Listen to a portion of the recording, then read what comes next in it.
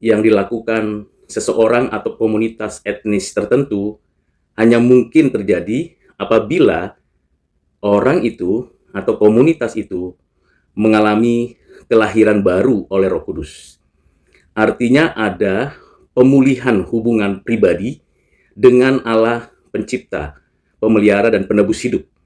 Hubungan itu hanya mungkin terjadi apabila ada mediator yang mengantarai, yang mewakili Allah dan manusia. Dan hanya ada satu-satunya yang memulihkan, melakukan rekonsiliasi, perdamaian antara Allah dan manusia yang berdosa untuk kembali memiliki relasi yang dekat, yang intim, dalam satu kesatuan yang utuh, persekutuan yang indah.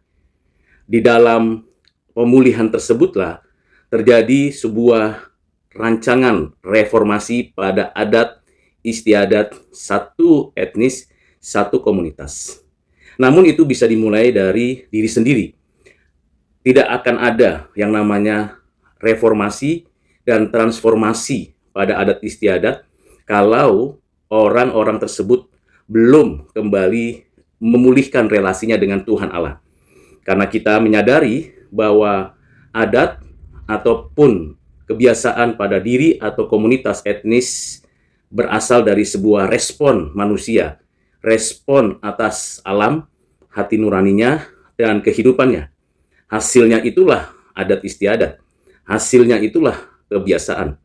Tentu ada pengelolaan pikiran dan pelaksanaan dari gagasan yang ada dalam pikiran, sehingga ada hasil dari budaya, perilaku, maupun benda-benda materi yang berkaitan dengan adat, kebiasaan, gaya hidup.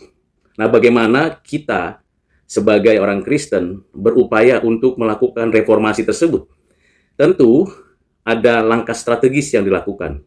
Telusuri setiap adat istiadat, kebiasaan dari etnis kita. Apakah masih berelasi dengan leluhur, roh-roh nenek moyang atau kuasa kegelapan? Kalau masih, silakan untuk disingkirkan relasi tersebut. Hubungan tersebut dibatalkan, ditolak, lalu dipulihkan kembali kepada relasi yang benar. Dan itu hanya mungkin dikerjakan oleh Roh Kudus untuk kita dipersatukan dengan Sang Mediator, pengantara satu-satunya, Juru Selamat dan Penebus yang dari Allah, yaitu Yesus Kristus.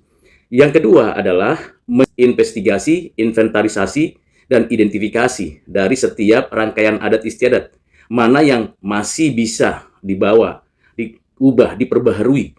Misalnya hubungan dalam sistem kekerabatan. Tidak lagi bersifat ordo saja, urutan saja, atau strata sosial saja, atau lapisan-lapisan sosial hubungan itu karena kasih dan kebenaran. Kita harus menghormati orang tua harus mengasihi anak-anaknya. Antara anak harus saling mengasihi dan harus saling menghormati. Entah laki-laki, entah perempuan, sama di hadapan Tuhan. Relasi yang diubah, diperbaharui inilah yang harus menjadi fondasi dalam sistem kekerabatan. Bukan senioritas atau dominasi atau berbagai hal yang mungkin disebut dalam adat istiadat maupun di dalam segala pemikiran manusia. Hal yang ketiga adalah mari kita lihat apakah ada satu kemungkinan untuk menerobos, memperbaiki dan menambah adat istiadat maupun kebiasaan dalam komunitas tersebut supaya ada kesempurnaan, karena tidak ada satupun etnis yang memiliki adat istiadat yang sempurna tanpa celah. Semuanya selalu ada kekurangan, keterbatasan, kelemahan. Nah, melalui upaya reformasi dan transformasi yang dimulai dari individu dan komunitas berlangsung sebuah perbaikan, sebuah penambahan yang meningkatkan kualitas kemanusiaan dan peradaban. Sehingga setiap orang dimanusiakan, entah itu anak-anak, remaja, pemuda, orang tua, maupun sudah kakek nenek, entah itu laki-laki, perempuan, pihak laki-laki, pihak perempuan. Sistem kekerabatan itu menjadi sistem kekerabatan yang bersifat saling mengasihi di dalam kasih agape, bukan kasih filia belaka atau kasih storge belaka, tapi kasih yang berasal dari Tuhan Allah. Yang keempat adalah memberikan ruang untuk melakukan suatu penyesuaian, adaptasi atau perbaikan karena konteks, entah tinggal di negeri perantauan, entah tinggal di sebuah kota yang multikultur, multi religion, entah tinggal di dalam konteks kehidupan yang sudah beragam pendidikannya, maka perlu ada penyesuaian adat, istiadat, kebiasaan maupun sebuah ritual keberadatan itu, sehingga terjadi sebuah reformasi. Maka kalau saudara dan saya ingin melakukan reformasi di bidang adat istiadat Anda sendiri, kita perlu melakukan langkah-langkah strategis itu. Hal yang paling penting dan paling sentral adalah menempatkan Kristus sebagai kepala adat itu sendiri. Menempatkan Kristus sebagai pusat dari adat istiadat tersebut. Menempatkan Kristus yang mereformasi dan mentransformasi adat dan seluruh pengikut adat. Kiranya Tuhan menolong saya dan saudara mengikuti reformasi dan transformasi yang Tuhan kerjakan.